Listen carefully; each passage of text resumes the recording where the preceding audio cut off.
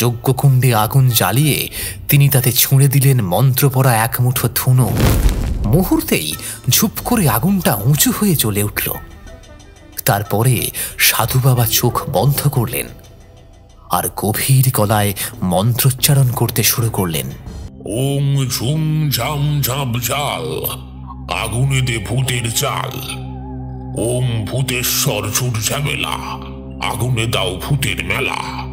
ধোঁয়ায় উঠুক tick tick টান, কে চুরি করে কে খায় পান। ওম বুম বুম বুম বলে আগুন জ্বলে দুলে দুলে। ভূত কোথায় কে ভাসে, আগুন দেখে যে সাধু হাসে।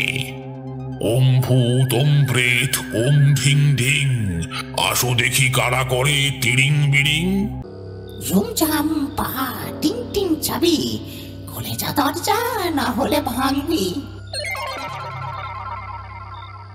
ওরে বাবা, ওটা কে দোকান থেকে কে বেরোচ্ছে? ও বাবা গো, এখানে কে গো? ও মা, মা, ভূত ভূত, বাঁচাও আমাকে। এই তো সময়। এই বলেই মামদো ফিস করে তার মোক্ষম জাদুমন্ত্র ছুঁড়ে দিল পিকুর দিকে। এক নিমেষে পিকুর চারপাশে নীলচে আলো ছড়িয়ে পড়ল আর সে পুরোপুরি জাদুর বেড়াজালে আবদ্ধ হয়ে গেল।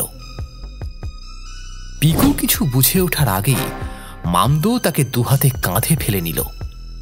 তারপরে ঝপ করে মাটির ওপর থেকে ভেসে উঠল আর উড়তে উড়তে সোজা চলে গেল অন্ধকার বাড়ির দিকে।